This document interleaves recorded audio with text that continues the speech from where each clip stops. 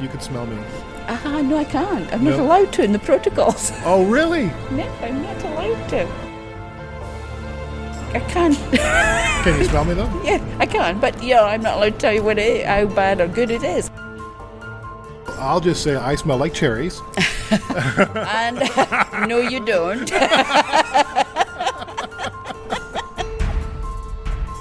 Hi, I'm Larry Gifford. I have Parkinson's disease. This is a breaking news edition of When Life Gives You Parkinson's. Today, we have released the fact that we have now discovered a way of diagnosing Parkinson's by a simple, non-invasive test. That's Joy Milne from Scotland. She's known the world over as the woman who can smell Parkinson's. She smelled her husband's Parkinson's 12 years before his diagnosis. We first introduced Joy on the podcast in June 2019 at the World Parkinson Congress in Kyoto, Japan. He was 31, just before his 32nd birthday. And I said to him, Les, you're smelling, you're not washing enough, which didn't go down well. And now, because of that nose, the diagnosis of Parkinson's may be a 3-minute test. I talk with Joy and Professor Perdita Barron at the University of Manchester. She is the director of the Michael Barber Center for Collaborative Mass Spectrometry. Joy, Perdita, and Perdita's team have been working side by side, hand to nose, for years now, identifying what exactly it is that Joy smells, and if it can be used in a way to diagnose Parkinson's. Well, since I've said it 7 years ago, there have been a lot of people who admitted, well, they didn't realize what it was, but I didn't realize what it was. No, not until you walked into that room with all the people with Parkinson's. You went, Yes. Why do they all smell like Les? Yeah, that's what it did. A paper released today, just after midnight, September 7th, 2022, British summertime, says this. Parkinson's breakthrough can diagnose disease with skin swabs in 3 minutes. Gang, we have a new way to detect Parkinson's, and it's all in the Journal of American Chemical Society. But let's talk to the folks behind it. Here's Joy and Perdita. Hello, my name's Perdita Barron, and I'm a professor of mass spectrometry at the University of Manchester. I'm Joy Milne. I have hyperosmia. Which means she has a super smeller. I smell Parkinson's and have been helping Manchester University for the past 7 years to find a diagnostic test. Perdita, Parkinson's has been around for 200 plus years, and we've never been able to objectively diagnose it until now with your test. So break this down for us, take it out of the lab and into the pub so we can all understand easily what exactly is going on here and what have you discovered? Shall I give that a go? What we have released today is some work we've been doing to try to build on our prior discoveries, which is that people with Parkinson's smell differently. And we have found that the smell is most concentrated in a oily substance. We have it, you can see it on my head a bit. We have it all over our body, actually, not on the palms of our hands and the soles of our feet, but everywhere else. And that substance is called sebum. And it's oily, so that's good. And what we've done in this work is we've taken from people with Parkinson's, just using a Q-tip, just using a cotton swab. We've swabbed them on their back. And then we've taken that Q-tip and we've rubbed it on a bit of paper. We've taken the bit of paper, added a bit of solvent to it, and then clipped just a little crocodile clip so that we can apply some electricity to it.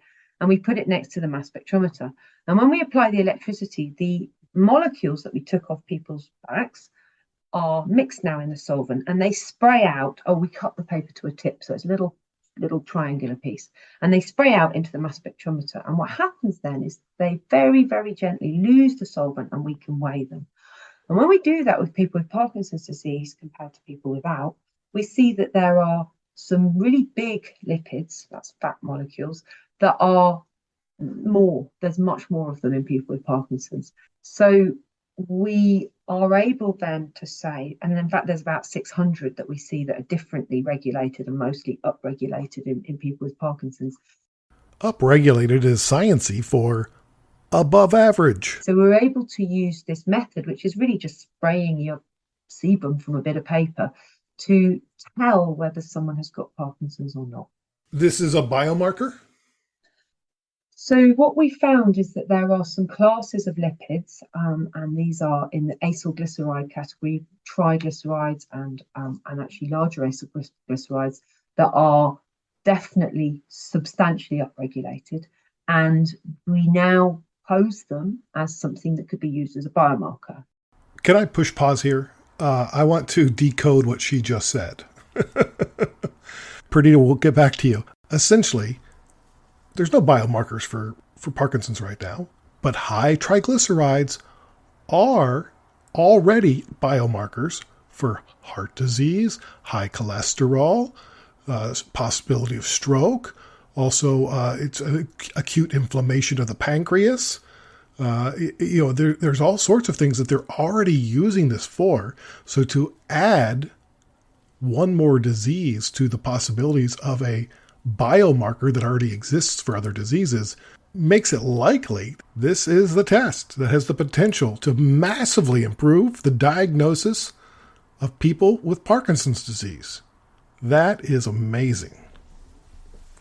What else are you excited about, Perdita? What we are excited about with this method is it's very similar, or much more similar to what we've done before, to a method that's used in hospitals to test people for other diseases. So we are getting closer to being able to do something that really could be used in clinic usefully. And so this was all inspired by the nose of Joy Milne, the woman who can smell Parkinson's. 7 years ago, she stands up in a meeting and says, "What are you going to do about the smell of Parkinson's?" And they're like, "What are you talking about?" My knees bending and straightening in front of Dr. Tilo Kunas in the MRCP in Edinburgh and asking, why are you not using the smell of Parkinson's to diagnose it earlier? I was just flabbergasted and confused, and I didn't really understand what she was talking about, but I definitely remembered it because it was very unusual. What did you do after that meeting? Directly after the meeting, I didn't do anything for several months. Essentially, almost put it out of my mind. But about 9 months later, I was interacting with a cancer biologist, and she was working with me looking for biomarkers to write a grant for biomarkers for Parkinson's. And I mentioned this lady, I didn't know her name at the time even, that she thought she could smell Parkinson's. And then this professor then convinced me that she might not be crazy, that some cancers have an odor, and you wouldn't expect a cancer to have an odor, that maybe she had something to it. Did you think she was crazy? I didn't think she was crazy, but I thought it was an unusual question, and I didn't know what it meant, and it's just something that I would never think was even possible. He was, what? Like you said, it was, what's she talking about? And he asked various people in the room, and nobody understood what I said, and we spoke later. So yes, that's how it started. And I was then introduced, Tilo spoke to Perdy, and I went down to Manchester. I vividly remember our welcome in the station down at Manchester, and we got to the university. It was wonderful. Perdita, do you remember when this went from Joy being a novelty to you realizing, wait, there's something here? Yeah, I do. And I was really skeptical when Tilo first told me that this lady had, asked this question. I was skeptical, and I just thought she was just smelling older people and associating their smell and perhaps their movement with Parkinson's disease. So I was a skeptic. But it was both meeting her, because she's awfully convincing, and also in that very first work that we did, there was one participant who she scored as having Parkinson's, who did not have Parkinson's, but actually he came back and told the team that he had just been diagnosed. That was about 9 months after Joy had smelt his T-shirt and said he had. So that was really enough to convince me of Joy. What then we had to do was see if mass spectrometry could do it, see if analytical science could do it, and that's been a longer journey. Do you think scientists will be more willing to listen to patients and care partners about the oddities that they're observing? I hope so. If they're not, as you know, Les wrote a piece of all the early diagnostics, signs and symptoms he had. As a doctor, he was the consultant anaesthetist, and it is the sparks of experience within the research team in the PD Avengers. A couple of really important points there. Sparks of experience. The sparks of experience means the things that you notice about your Parkinson's or the things that your care partner notices about your Parkinson's that may not be discussed widely in literature already. Bring it to somebody's attention. It may be something that they can track on other people or is already being noticed, but nobody's put it all together yet. Just like this. It took 7 years, but this could really be a big payoff. The second point I want to make is Joy mentioned the PD Avengers and Sparks of Experience. You can look up the blog entry for that at the pdavengers.com. Joy is a PD Avenger, so I take great pride in this research that she's been conducting for now over 7 years as we get closer and closer to a biomarker for Parkinson's disease. You can sign up to be a PD Avenger too. Go to pdavengers.com. It's free. And together, we can make a difference. Perdita, the question's going to come from the Parkinson's community, especially people with Parkinson's. Why should I care about this? I think it's harder for people with Parkinson's, except you have to take yourself back to when you first had symptoms and you weren't sure, and particularly for those like yourself who had them when they were younger, you weren't sure, your family probably weren't sure, and your clinicians probably weren't sure either. And so our real aim now is to make a clinically relevant confirmatory diagnostic such that when people present with one or two of those early difficult symptoms, this is a cheap way of saying, yeah, actually, this is what you've got, or no, it isn't, which would in many cases be useful. So I think that's why people with Parkinson's should care. I think it's for what's, it's for their future selves, I suppose, or their themselves. What is the potential, not just for diagnosis, but for following the progression of Parkinson's with this and with intervention? Yeah, so we have got some very small indicators, not in this work published today, but in other studies, that we can see changes that occur over a 3-year period. We've done a longitudinal study and we'll be publishing that fairly soon. I think where there is a greater opportunity is in clinical trials for potential medication with a high likelihood ratio groups, so groups mostly with genetic predisposition to Parkinson's. And there I think our method could potentially inform the trial people about the people who would convert to Parkinson's versus the people who wouldn't, which would of course be useful. So I think that's where we may have our second hope to do something good now. And so this test that we've discovered that we're announcing today, I understand that it's extremely faster than other clinical mass spectrometry approaches. Like it's you can find out in 2 to 3 minutes. We can find out in 2 to 3 minutes, and we can do it well. It's important for 2 reasons. It's important because you're not using much machine time, and machine time is what's important. Actually, it is what's costly. So it makes it much more cost effective to do that. It's not that it makes a huge difference to someone whether they're diagnosed within 3 minutes or 3 weeks, but it makes the test much more cost effective, which means it's more amenable to what we were talking about before, potentially prognostic screening, but also to not taking up too much of the resource of any hospital if we wanted to introduce this as a confirmatory diagnostic. So at the moment in Manchester, there are around about 18,000 people waiting to see a neurologist. We have huge waiting lists in the UK at the moment. I think this is the case in many countries post-pandemic. And if we could run a rapid test, we could run all of those 18,000 in about 3 weeks with our test, and we would be able to make some referral or assist the referral process in that case. Most of them will not have Parkinson's, some of them will. We would be able to assist it. So that's our goal, is in 2 years' time to be able to run a trial in the Manchester area where we really can see whether this could work as a confirmatory diagnostic for those people on the referral pathway. So you said a word that sort of triggered me, the rapid test, which reminds me of COVID. And how has COVID and what we learned through that process impacted your research? Okay, so a lot. I mean, in bad ways, I think it's affected people in many other patient groups, and it's affected clinicians in many other speciality areas, because certainly in the UK there was much more emphasis, rightly, but perhaps too much emphasis put on COVID, and yet you have Parkinson's, you still have Parkinson's.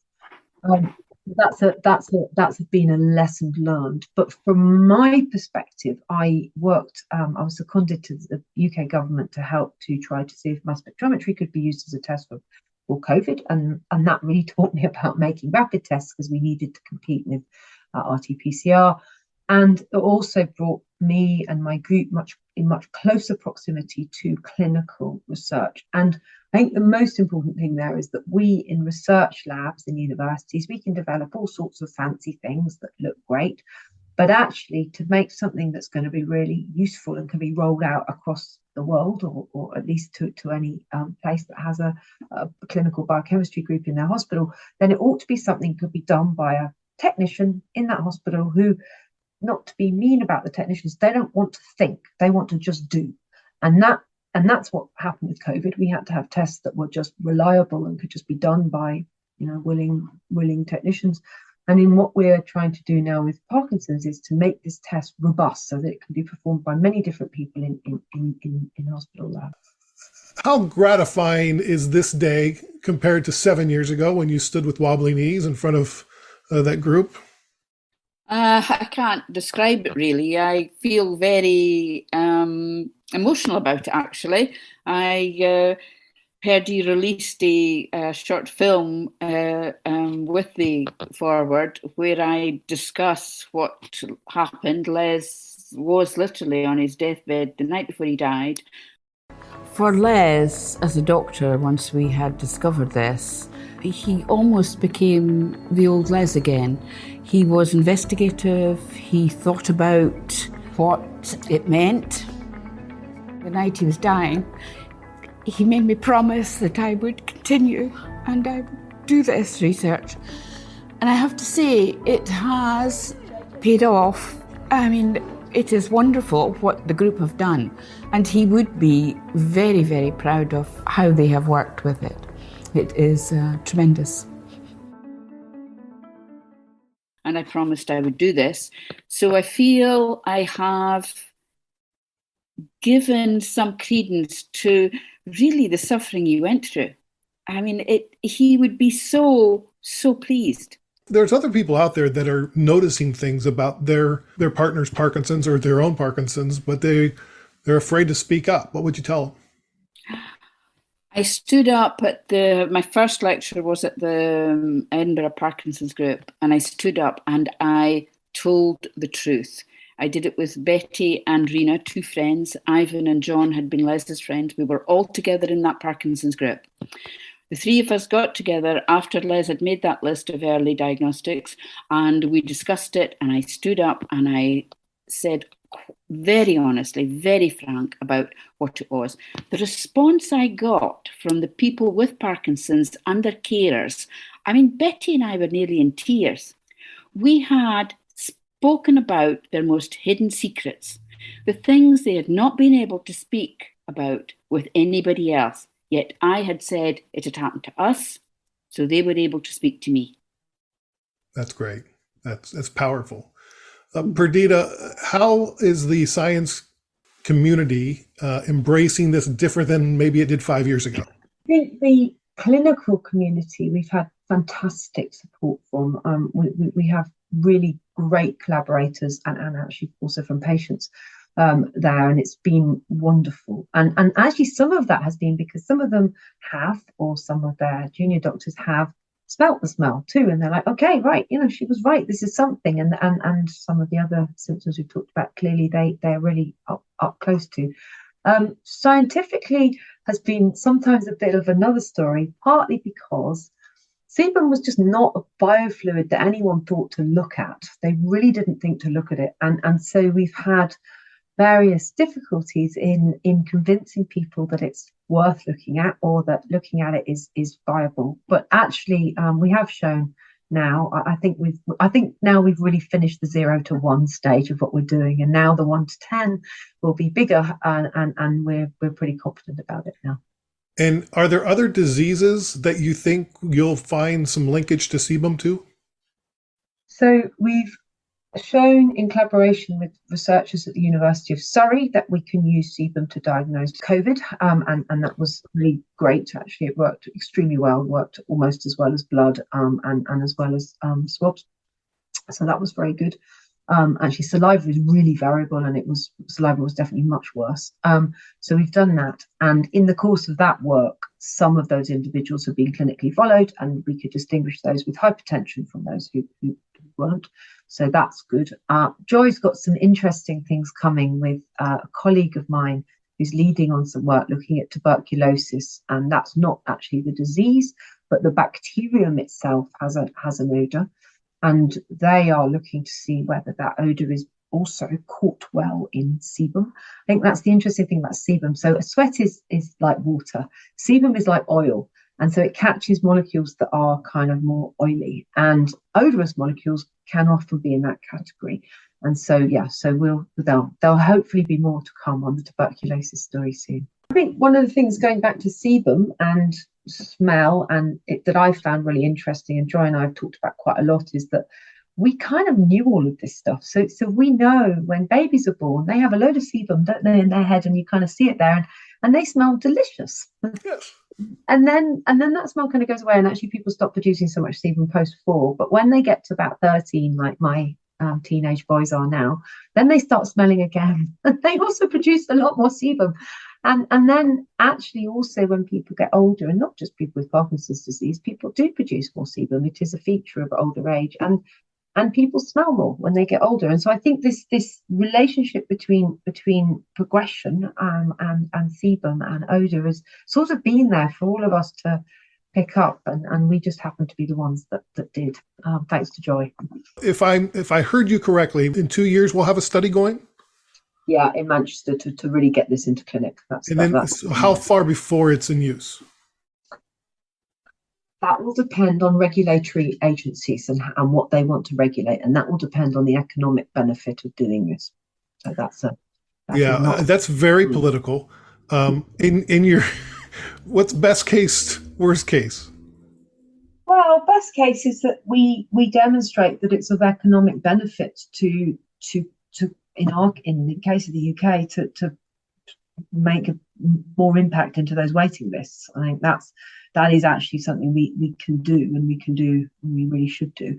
I think globally it will depend on whether or not countries see the same, and that very much varies between different countries. But I think the case for using it for people who are at risk is also something that will happen. So people who have a genetic predisposition to knowing that, I think that will also happen. I think there is some for sure economic benefit. It sounds terrible to talk about it in terms of money, but that's the way any nation that has to take on has to pay for a test has to think about it that way. So that's where it will go. Well, sure. I mean, like the economic burden for Parkinson's in the U.S. is $52 billion a year.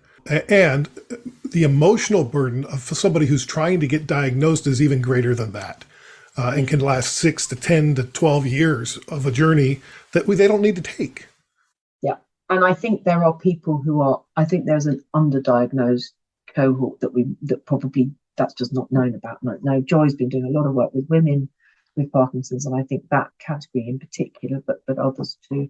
So no, I don't need convincing, but what we will now do is really work to see whether we can make this something that will address that economic burden. So in 2027, will I be able to get a prescription for this from my doctor? Let's hope so.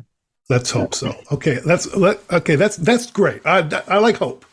That gives me hope. Thank you, Perdita. Thanks for all the work you're doing. And Joy, thank you and your nose and your persistence and your tenacity and your truth-telling. We all owe you a debt of gratitude.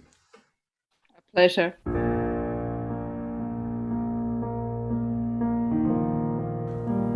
Joy and Perdita remind me of this Muhammad Ali quote. Impossible is just a big word thrown around by small men who find it easier to live in the world that they've been given than explore the power that they have to change it.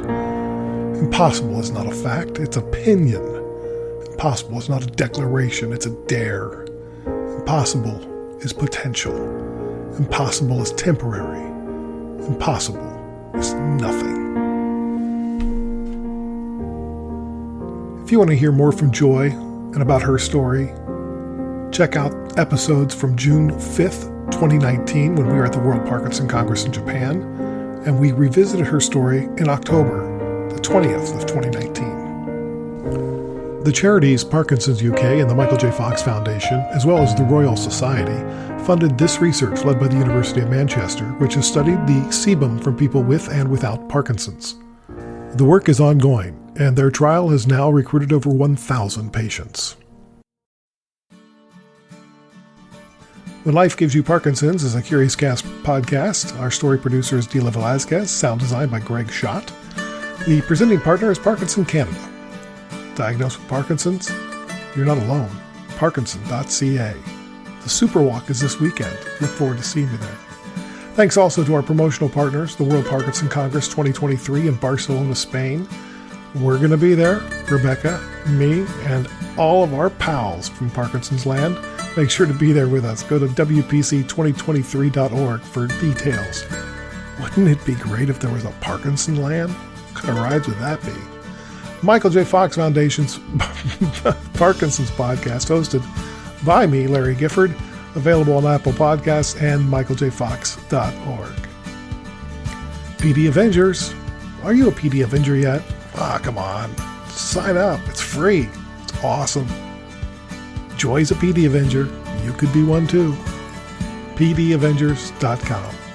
Spotlight YOPD. One of the only organizations in the world with a singular focus of raising awareness of young onset Parkinson's disease. SpotlightYOPD.org. Also, please rate and review our podcast on Apple. Personal recommendations are the most effective way to grow the audience, so tell somebody about this and raise awareness of Parkinson's disease along the way. Keep positive, keep exercising. Don't worry about my voice, it's 3 a.m. Keep listening. We'll talk to you next time.